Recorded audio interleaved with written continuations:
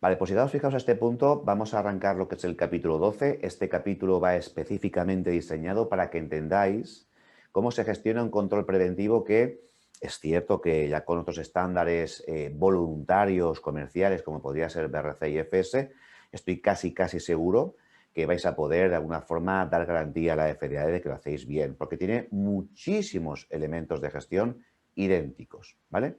Es verdad que en este caso, al menos a día de hoy, 2021, existe una particularidad que igual no está recogida en BRC y FS, pero es por un simple detalle, y es que la FDA no reconoce ni a BRC, ni a FS, ni a Global Gap, ni a nadie.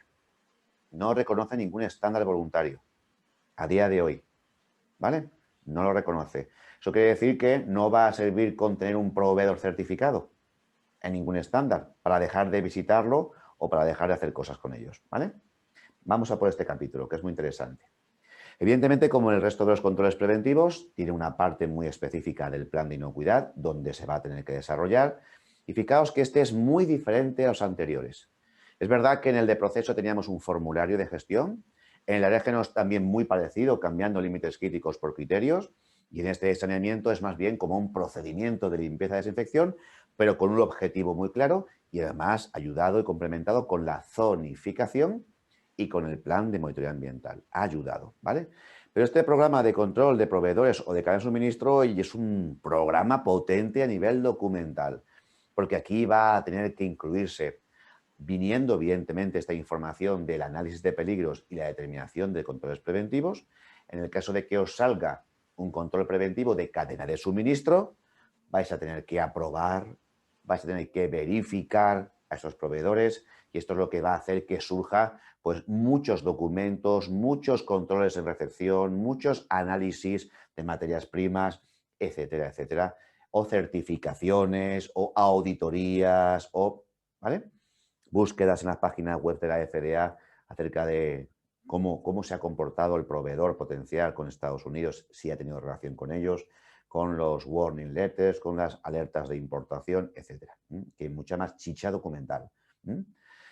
Recordar que todo lo que vamos a ver aquí tiene una relación directa con el análisis de peligros. El control preventivo de cadena de suministro no aplica a todos los proveedores. No, ni mucho menos. Solo a aquellos proveedores que os pueden suministrar una materia prima en cuyo análisis desarrollado ya en vuestra empresa habéis detectado que os puede transmitir un peligro significativo que no hay forma de eliminarlo por vuestra parte. Ni tampoco lo puede hacer el cliente en su casa. ¿Vale? Lo tiene que hacer necesariamente un proveedor, un fabricante de dicha materia prima. Tiene muchísima relación con peligros químicos, evidentemente. ¿Vale? Entonces, ahí tenemos el ejemplo de GFood, en la que había una etapa donde recepcionábamos huevo líquido pasteurizado. Quiero recordar cuando me comentasteis qué controles preventivos ibais a proponer, ¿verdad? Me dijisteis uno de proceso y también uno de control de proveedores. Y ahí no quise entrar, ¿vale? No quise decir más para no complicar las cosas. Pero siempre que el peligro lo pueda controlar yo internamente en mi fábrica, no va a ser necesario desarrollar controles preventivos a la cadena de suministro por obligación legal. Que vais a poder exigirle todo lo que creáis conveniente a dicho proveedor para daros garantías, sin lugar a dudas. Vosotros y vosotras sois las que mandáis en este sentido. Pero por obligación legal, con un control preventivo de proceso, porque yo voy a hacer una cocción en mi fábrica, voy a eliminar este peligro, suficiente. ¿Vale? Fijaos que esto no ocurre igual cuando hablamos del queso procesado. En el caso del queso procesado yo lo compro, lo recepciono, lo almaceno y en la etapa de ensamblado lo coloco. No va a haber ningún procesado que elimine lo que podría venir con el queso. Que cuando uno busca bibliografía, fijaos, puede llevar salmonelas, E. coli patógena, listeria, Clostridium botulinum. Fijaos el queso, lo que puede contener, según la bibliografía. Y además, cuando se investiga probabilidad de gravedad, nos dicen que es probable y evidentemente esos patógenos son graves. Y además es un listo para el consumo. Es un RTE. Al menos listeria, fijaos, aparece como periodo significativo. Y por tanto hay que poner un control preventivo a este proveedor para que me asegure que el queso procesado no trae ninguno de estos patógenos, pero sobre todo listeria. Porque yo no podría poder eliminarlo o reducirlo, tampoco mi cliente, ya que mi producto también es listo para el consumo. ¿Se entiende esto? Así que el control preventivo de cadena de suministro no va a aplicar para todos vuestros proveedores de todas vuestras materias primas, solo algunas en concreto si se dan estas particularidades que estoy intentando transmitiros, ¿vale? Tened muy en cuenta, fijaos, la cadena alimentaria, evidentemente, y lo compleja que puede llegar a ser. Cada empresa tiene una realidad diferente, porque igual que, por ejemplo, en el caso de GFood, donde están los PCQs, es una empresa fabricante que recepciona materia prima de proveedores y lo manda directamente a un distribuidor para que lo coma un ser humano consumidor, donde evidentemente lo va a poder consumir simplemente si quiere, calentándolo, pero lo puede comer sin ningún tipo de preparación previa. La empresa, por tanto, de GFood le está vendiendo el producto a alguien para que se lo coma directamente. No va a haber procesado posterior. Sí que es verdad que en vuestra realidad personal, en vuestras empresas, podría haber una fábrica que exporte a Estados Unidos un alimento que lo vaya a coger otra empresa como materia prima y lo utilice como para elaborar su producto final allí. ¿Se entiende esto? Entonces, las garantías de inocuidad no son las mismas, las que hay que dar en un caso y en otra. Yo, por ejemplo, cuando yo estoy dirigiendo un producto para un consumidor final, aquí no hay lugar de dudas. O lo hago yo perfecto o le digo en la etiqueta o envase al cliente cómo tiene que hacerlo. Cómo tiene que hacerlo, por ejemplo, en microondas o en como sea. ¿Vale? Pero en este caso, como en digamos de GFood, el queso no hay forma de conseguirlo, nos vamos al proveedor, al fabricante para que así sea. Recordar esta imagen por si acaso alguien os la pregunta en algún momento que nosotros, los PCQIs, en este control preventivo de cadena de suministro, somos los establecimientos que recepcionamos la materia prima, ¿vale? Los que tenemos que hacer ese plan de inocuidad. Somos los últimos fabricantes del alimento. Nos dice FDA, dejar claro, instructores, que no va a ser necesario este tipo de control preventivo, al menos no lo vamos a obligar nosotros, la FDA, si no hay peligro significativo asociado a esa materia prima.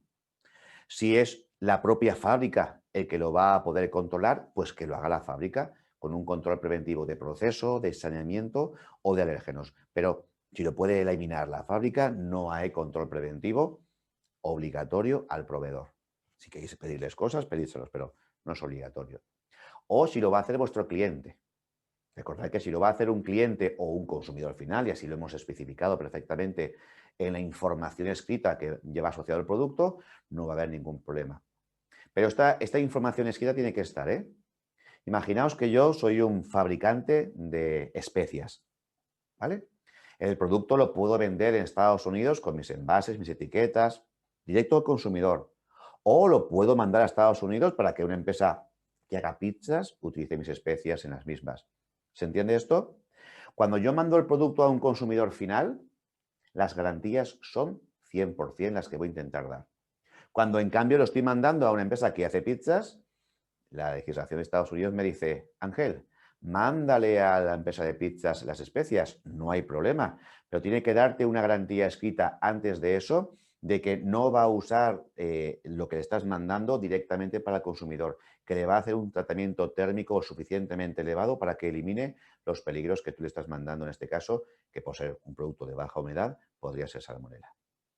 ¿Vale? Por escrito. Fijaos cómo nos obliga a relacionarnos con los importadores o con los clientes para asegurarlo. Y además tiene que estar documentado cuando lo mandes para allá.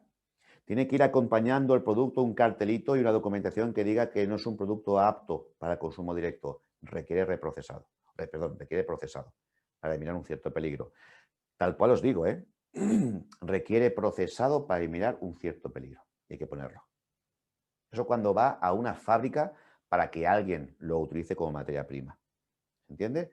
Si va al consumidor, ya os digo, directamente, ahí no hay más duda, soy yo aquí en España quien tiene que asegurar que se elimina el peligro sí o sí, porque luego nadie lo va a poder hacer en su cocina, en su casa. Ya sabéis que en muchas especias, por ejemplo, pues se añade incluso cuando el producto ya está cocinado y por tanto difícilmente lo que lleve se puede eliminar.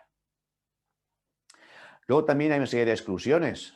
Recordad que los importadores tienen la obligación de cumplir la legislación FSVP, pero el resto no.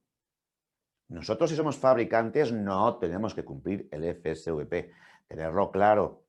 Podemos hacer formación si queremos y conocer. El conocer siempre viene genial, pero no estamos obligados ni a conocerlo ni tampoco a obligar a nadie a que lo cumpla, ¿vale? El FSVP o Programa de Verificación de Proveedores Extranjeros lo cumplen los importadores de Estados Unidos hacia los fabricantes extranjeros, como nosotros, y nos obligan a tener un plan de inocuidad, como os estoy contando en el curso, ¿vale? Sobre controles preventivos. Luego también nos dice, oye, que si mandáis algún producto a Estados Unidos para evaluación, para análisis o investigación, tampoco hace falta que tengáis ningún tipo de control preventivo a vuestro proveedor, porque nadie lo va a comer. Va a ser utilizado en un laboratorio y lo van a analizar, cuantificar, van a buscar lo que sea a nivel nutricional, por ejemplo. Como no lo va a comer nadie, pues no hace falta que le exijáis al proveedor por ahora eso. Ahora, tiene que estar perfectamente reflejado en el producto que mandéis, que ese producto no puede ser consumido. No es apto para el consumo. Tiene que ir acompañando la mercancía, ¿eh? Cualquier muestrecita, pequeña que sea, oye, que les voy a mandar una cajita al comercial de Estados Unidos para que pruebe mis productos y valore si quiere comprarme o no.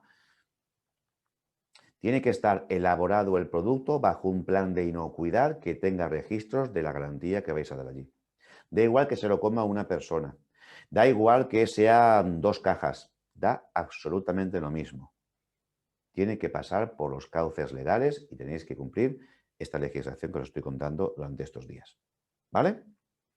Sí, cuidadito con las muestras que mandáis. Ojo. Ojo. Además, tiene que haber comunicación del envío de alimentos. Bueno, pues aquí os presento los elementos que forman parte de este control preventivo de cadena de suministro. Por una parte, unos procedimientos que nos van a obligar a aprobar a los proveedores que están dentro del control preventivo de cadena de suministro a través de unos criterios que tendremos que definir, a partir de los cuales, si los cumple el proveedor que estamos buscando, pues entonces ya podemos proponer lo que es una auditoría física. No se puede aprobar a estos proveedores de cadena de suministro solo con una certificación. Dice FDA que requieren auditoría física. Es que está en China. Pues búscate una empresa china que le haga una auditoría física. Ok, pues una vez que teóricamente ha pasado el filtro de los requisitos que yo necesito garantizar frente a esa materia prima para cualquier proveedor disponible en el mercado, y una vez que pasa ese filtro documental, le hago una auditoría in situ y también me supera los criterios mínimos que yo establezco, entonces tengo que determinar para ese proveedor de esa materia prima una serie de actividades de verificación. No queda más remedio que definir, según el país donde esté ubicado, la longitud de la cadena de distribución, según una serie de parámetros que yo me puedo fijar, pues unas actividades de verificación que, sin lugar a dudas, hay que realizarlas con la frecuencia o los periodos que hemos determinado, que tienen que estar documentadas para dar garantía, como es lógico, de que se están cumpliendo las especificaciones y no tengo problemas con ellos, ¿vale? Evidentemente, ese tipo de controles también tienen que estar asegurados durante todo el periodo de tiempo que estoy trabajando con estos proveedores. También podría incluso, como veis aquí, pues utilizar los informes que hacen otras entidades terceras, como una certificadora, para poder enriquecer la información de la verificación que se hace, ¿vale? De hecho, veréis cómo una certificación no está reconocida por FDA a día de hoy. Por dicho esto, fijaos, ¿vale? Solamente tenemos que seleccionar a proveedores en el mercado que tengan, por tanto, o que nos abastezcan de esa materia prima que puede estar comprometida con un periodo significativo y, por tanto, pues esa aprobación tiene que ser obligatoria, aparte de las garantías, la auditoría, que tiene que hacerse siempre antes de que os manden la materia prima. No podéis comprar materia prima y que luego les hagáis la valoración o le hagáis la auditoría. Puede haber, en principio, una justificación que os contaré más tarde, como podría ser la pandemia, pero solo se compra cuando se ha aprobado y no cambiamos nunca el orden. No, le compro, uso su materia prima y luego si me va bien ya lo aprobaré. No, al revés. De hecho, tenemos que tener procedimientos de recepción, dentro de la instalación para asegurar que mis compañeros de logística recepcionan materia prima que viene de la fábrica que yo he aprobado.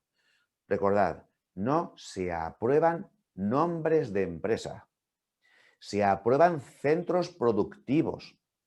Esto ocurre muchas veces, que me llega una empresa muy importante a nivel mundial, tiene fábricas por todo el mundo y claro, me dice, Ángel, vente para Alemania que tengo una fábrica nueva que te va a encantar y vais a ver cómo elaboramos la materia prima que te suministramos. Qué maravilla de materia prima, qué maravilla de fábrica.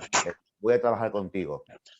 Y a los 2 meses de trabajar con ellos me mandan materia prima, y no tengo nada contra ellos, de China, de Venezuela, de Canadá, de Francia. Oye, perdona, pero yo la empresa que he visto y a la que he auditado es esta de Alemania. Tiene que venir de este centro productivo, si no te lo rechazo. ¿Lo tenéis claro? Solo se aprueba a fábricas, no a nombres de empresa. Por eso hay un procedimiento de recepción que me obliga a garantizar que solo recepciono aquello que viene de la fábrica que aprobé. No confundamos, ¿eh? Que yo cuando voy y veo instalaciones, procesos, máquinas, buenas prácticas, las veo de un lugar de trabajo. Aunque sea con el mismo nombrecito, ubicado en otro sitio, no tiene por qué darme las mismas garantías. No se puede comprar de esos centros, ¿vale? Ahí tienes un modelo ejemplo de un procedimiento de recepción de ese tipo de empresas. Y luego las actividades de verificación, esos proveedores que ya los tenemos aprobado, entonces consiste en seguir haciendo auditorías in situ todos los años, hacer muestreos y muchas pruebas tanto por parte de ellos como por parte nuestra. Tenemos que buscar un equilibrio para que ellos inviertan su esfuerzo, también nosotros. Y luego todos los registros de inocuidad que necesitemos. Si es una empresa que hace un tratamiento térmico, como el queso refrigerado pasteurizado, pues le pido el estudio de validación del pasteurizado, le pido los tiempos, temperaturas del pasteurizado de la leche, les pido todo lo que haga falta, asociado a la inocuidad del peligro que para mí es significativo, ¿vale? Cualquier documentación que requiera, hay que pedírsela. Fijaos que, evidentemente, dentro de las actividades de verificación, y así os conté en el capítulo 7, hay unas fuentes de información que son relativamente valiosas, como son las que publica la FDA en su página web, www.fda.gov, donde aparecen todas las cartas precautorias que se han emitido históricamente a todas las empresas con las que han trabajado. Tienen todos los resultados de los informes de inspección, tienen resultados de todo tipo, hasta de las alertas de importación. Entonces, si tenéis algún proveedor que ha podido estar involucrado o trabajando para Estados Unidos, dice FDA que lo chequeéis, porque a lo mejor ha tenido en el pasado algún problema de fraude, algún problema de garantía de inocuidad, se ha metido en problemas y ahí vais a poder ver, pues, qué es lo que pasó en su día, ¿vale? Y la tengáis en cuenta. Luego también cuando les hacéis auditorías para seguir verificándolo, que es verdad que aunque antes os he dicho que es todos los años, si cumplen ciertas particularidades podemos retrasarlas y en vez de ser cada año, pues cada 2. Pero, hombre, si yo le hago una auditoría y le digo que tiene que hacer un plan de acción porque detecto no conformidades, espero que al año siguiente al menos observe que las ha corregido. No pueden repetirse, ¿vale? Porque entonces este proveedor para esta materia prima no es apto, ¿vale? Dentro de las actividades de verificación dice FDA que podríamos dejar excluidos a ciertos proveedores, sobre todo aquellos que son pequeñitos. Recordad que os dije el primer día, os lo recuerdo, por si os lo pregunta alguien en un futuro no muy lejano, lo que es una empresa muy, muy pequeña, que se podían calificar, recordar, porque vendían menos de $1.000.000 anualmente, teniendo digamos de media los 3 últimos años, incluido el inventario.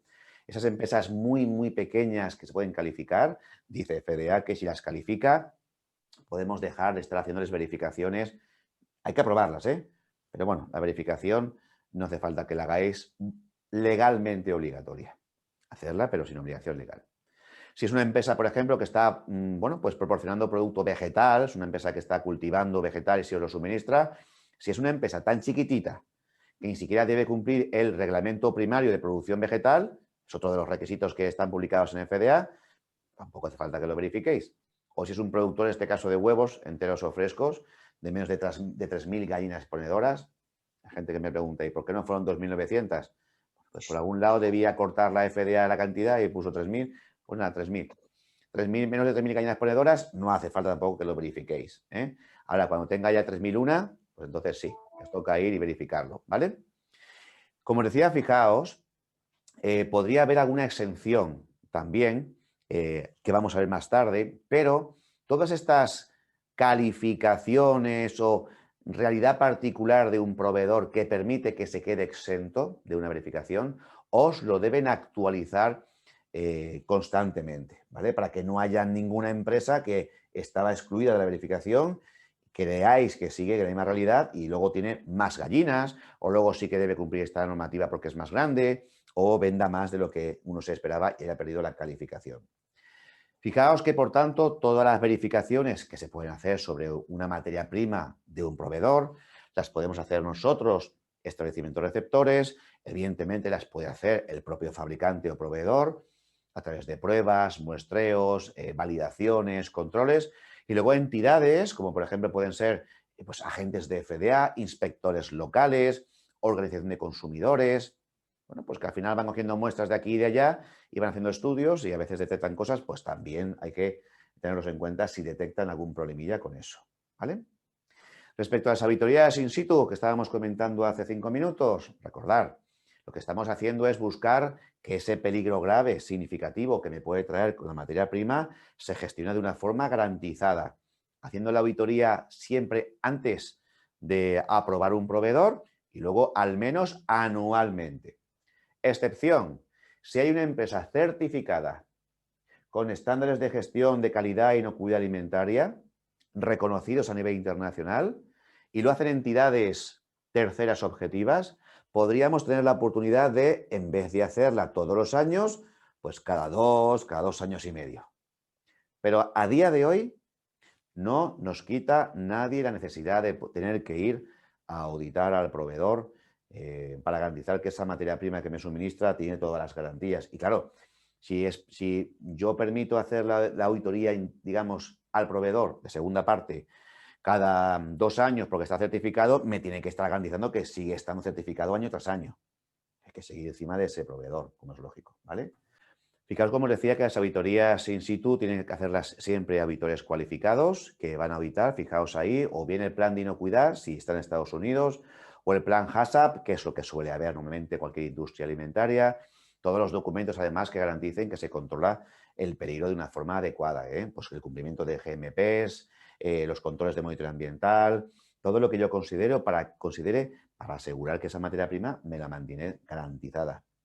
Importante, insisto, esto, porque luego en el informe de auditoría que os voy a enseñar a continuación, en el punto 6 va a estar también el reporte de la capacitación del auditor o auditora. Tiene que haber ahí los titulitos, las experiencias del auditor o auditora. Pues cuidado a quién mandáis porque eso tiene que estar formando parte del informe. ¿Vale? En referencia a en muestreo de pruebas, pues recordad que las puede hacer el propio proveedor, las podemos hacer nosotros, y luego también pues algún laboratorio externo o alguna entidad oficial, como podría ser la propia FDA. Importante recordar lo que os dije en el capítulo 7. Las técnicas o metodologías de análisis tienen que ser las más reconocidas por la propia FDA, porque entonces no tendrán demasiada validez cuando haya diferencia de resultados por ellos y por nosotros. Las que suelen reconocer sin ningún problema, normativa OAC o asociación a OAC, las metodologías que están en el manual de análisis bacteriológico, en el manual de análisis de plaguicidas, todo lo que vimos en el capítulo 7, los boletines de salud pública de la Agencia Americana, o también las normas ISO, que son aceptadas perfectamente por FDA, etcétera. ¿Vale? Otras actividades que podríais decidir adoptar, pues seguir pidiéndole registros de tratamientos, seguir pidiéndole certificados, seguir pidiéndoles lo que sea necesario, ¿vale? Para asegurar que, evidentemente, podéis seguir trabajando con ellos. ¿Qué ocurre cuando una materia prima con un pedido significativo os llega a la fábrica? ¿Vale? Si esa materia prima ha sido utilizada con un producto y se ha elaborado, evidentemente, para un producto, las acciones correctivas son súper importantes. Igual que lo comentamos en el capítulo 9 de las gestiones que había que hacer para corregir los procesos y corregir también los productos afectados, pues aquí ocurre algo muy similar.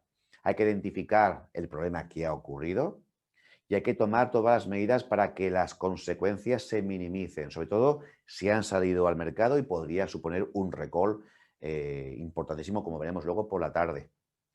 Habrá que corregir, por tanto, la situación con un análisis de causa-raíz bien detallado, bien hecho y, evidentemente, modificar, si es necesario, en nuestro plan de inocuidad para reforzar las garantías que tuviésemos que dar. Todo esto perfectamente documentado para que la FDA, si ha ocurrido, pueda ver qué pasó y qué acciones tomamos, cómo se analizó la causa-raíz, etcétera. Si alguien no tiene claro cómo analizar la causa raíz de un producto, también podéis consultar webinars que hemos emitido, que tenemos también en la página web, para que podáis verlo de forma gratuita. No son largos, es de 1 horita y podréis ver con las metodologías y herramientas que se pueden utilizar, técnicas de 5 por qué, técnicas, por ejemplo, de Ishikawa, espina de pescado, causa-efecto e incluso diagrama de Pareto, ¿vale? Por si alguien tiene intención, quiere profundizar un poquito, ahí podríais verlo.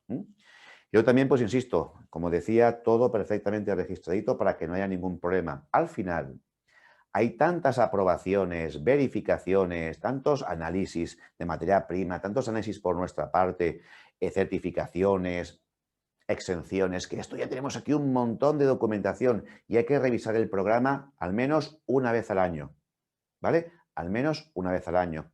Este proveedor se sigue comportando de forma adecuada. Hemos tenido algún tipo de corrección que hacer o de acción correctiva porque se ha llegado a utilizar la materia prima en el producto. Me está haciendo caso cuando le detecto no conformidades en las auditorías. Pone o hace un plan de acción eficaz, corrige deficiencias. En base a esas respuestas, pues entonces está claro que tendréis que tomar medidas de seguir trabajando con el proveedor o quizás deshomologarlo y dejar de trabajar con él mismo, ¿vale? Evidentemente, fijaos, cualquier cambio en referencia a esta materia prima con periodo significativo que haga un proveedor debe ser comunicado rápidamente al departamento de compras y debe ser comunicado al departamento de calidad con los PCQs. Porque en ese caso nos tenemos que volver a replantear controles o analíticas o procedimientos de verificación nuevos en base a esas modificaciones, ¿vale? No, es que nos vamos a cambiar de planta de producción y dejamos la que tenemos aquí y nos vamos 3 manzanas más para allá. Pues entonces toca auditoría, ¿vale? Tengo que visitarte antes de seguir comprándote, ¿vale? Recuerda que es un centro productivo diferente y habría que, como si fuese, aprobarlo completamente nuevo, ¿vale? ¿Que hay cosas que están saliendo mal? Pues en algunos casos nos toca reanalizar completo el plan para ver en qué estamos fallando, porque sería gravísimo que eso saliese al mercado sin control. Así que fijaos todo lo que hay que gestionar. Ahí tenéis, pues, bueno, un listado de documentación, por tanto, que surge de la aplicación de un control preventivo de cadena de suministro, con todo el programa escrito, con todo lo que son las aprobaciones, procedimientos de recepción, los registros que se generan, hay mucho más. Incluso fijaos, el informe de auditoría. Ya os decía antes que en el punto 6 estaba la documentación que hacía asegurar que la auditoría se había hecho por personal competente, ¿vale? Formación y experiencia en lo que va a auditar, formación y experiencia en técnicas de auditoría. Pues debe incluir el informe, nombre de proveedor y ubicación, procedimientos que describa el proceso de auditoría, lo que os he dicho antes, las fechas en las que se ha realizado, las conclusiones que se obtienen, el plan de acción, acciones correctivas para que las deficiencias detectadas las corrija, tengamos eficacia garantizada en cuanto a la corrección, ¿vale? Y esto tiene que estar siempre como mínimo en ese informe de auditoría. Esto lo dice el capítulo 16, como obligación legal, así tiene que ser, ¿vale? Entonces ya digo que puede poner mucha más información, pero como mínimo tiene que estar la que os estoy indicando en la pantalla. Vale. En cuanto al muestreo y las pruebas, de ahí que surgen analíticas, salen boletines de análisis con un mínimo de información. Nos dice también la FDA la información como mínimo, también lo dice en el capítulo 16, que debe tener pues la materia prima o ingrediente que se ha analizado, el número de lote que correspondía, el número de muestras que se han cogido. ¿Por qué? Porque el número de muestras, cómo se haya hecho el muestreo, hace que yo pueda pensar si es representativo o no el resultado de todo el lote. Una analítica no sirve para nada. Solo me dice que esa muestra que se cogió no tiene el problema, si me sale negativo. Pero no quiere decir que todo eso, todo ese lote, esas 10.000 unidades, esos 100.000 kilos, tengan las mismas condiciones que la muestra que he cogido, ¿vale? Nos dice también qué análisis se ha hecho, con qué metodología, cuándo se ha hecho, cuándo se emite el informe, resultados obtenidos con parámetros de referencia. Fijaos, esto está en rojito, se ha incorporado nuevo. Y luego las acciones correctivas a tomar si fuese necesario por el resultado que se ha obtenido, identificando, como es lógico, siempre al laboratorio. Si vuestro proveedor tiene un laboratorio interno, asegurar que esta información también la está incluyendo en el boletín que os manda, si lo utilizáis como certificado de análisis, ¿vale? La información tiene que estar. Luego también nos dice, bueno, pues nada, resumen de todos los documentos a tener en cuenta. Fijaos que hay un montón. Esto ya es un programa de cadena de suministro, esto ya es un control preventivo sobre ciertos proveedores muy específico, con todo lo que hemos dicho anteriormente que hay que tener en cuenta, ¿vale? La documentación revisada, todas las auditorías, las aprobaciones, las verificaciones, los estatus que puedan tener ciertos proveedores, los informes de inspección que ha podido hacer la FDA, las cartas precautorias, todo, documentos de proveedor de su certificación, todo, bien archivadito, de fácil acceso, y cuando vaya a la FDA y os visite la instalación, que se lo podáis mostrar, ¿vale? Con esto habríamos acabado este capítulo 12. Aquí tenéis el resumen, en el que simplemente nos vuelve a decir lo que se considera como proveedor, como establecimiento receptor o como cliente, y luego pues las actividades que hay que hacer para que este control preventivo sea eficaz. Mantener un programita donde metemos las aprobaciones, las verificaciones y toda la documentación que garantice que esos proveedores pues hacen las cosas bien y los mantenemos mientras lo hagan bien, y cuando no lo hagan bien, pues teóricamente los deshomologuemos. ¿Vale?